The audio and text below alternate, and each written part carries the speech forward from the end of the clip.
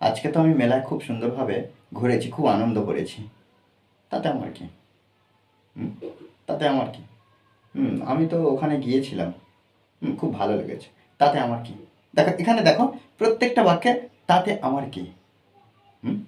তাতে আমার কি? এই বিষয়টা কিন্তু আমরা বাংলাতে বর্ণনা করি। বাংলা এই এক্সপ্রেশনগুলো চলে আসে। কিন্তু এগুলো কি করব? আমরা ইংলিশে রেডি করব। দেখো এখানে তাতে আমার কি? এর জন্য একটা স্ট্রাকচার আমরা দেখব। দেখো এখানে আমি জাস্ট লিখছি। এই যে কি, এর জন্য আমরা কি ব্যবহার করব? What. What does it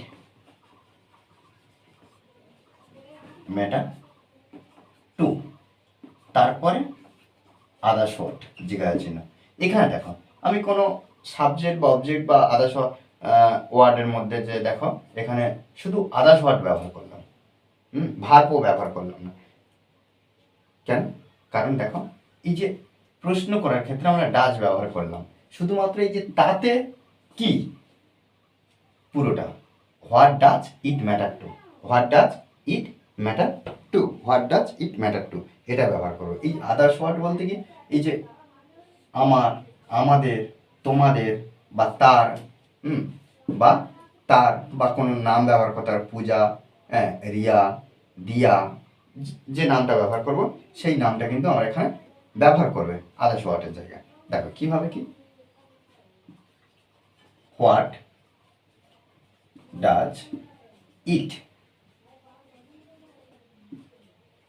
matter to, কার? আমার, মি। অর্থাৎ আমরা এখানে বলতে পারি যে তাতে আমার কি, what does it matter two, তারপরে আমরা বসিয়েছি কি আদার্স ওয়ার্ড, কার না আমার, তার, তার আমরা হার বা হিম ব্যবহার করব। মানে প্রত্যেকটা ক্ষেত্রে আমরা যেটা ব্যবহার করব। একইভাবে তাতে আমাদের কি, what does it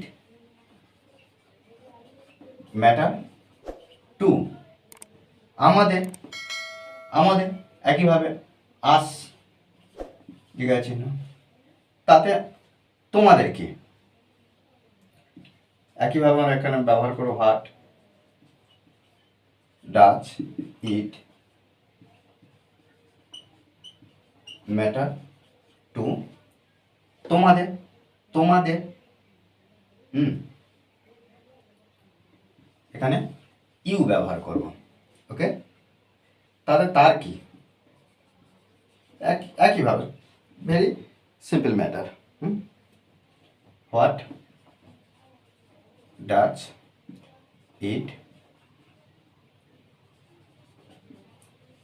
matter two, what does it matter two, তারপরে তার, এখানে দেখো হিম বা হার, দুটো যে কোনো একটা ব্যবহার করো।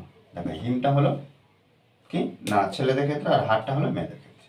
ওকে, দেখো এইভাবে কিন্তু আমরা এই ছোটো ছোটো বাক্যগুলো আমরা অনবরত প্র্যাকটিস করবো। মনে রাখতে হবে যে প্র্যাকটিসের বিকল্প কিছু নেই।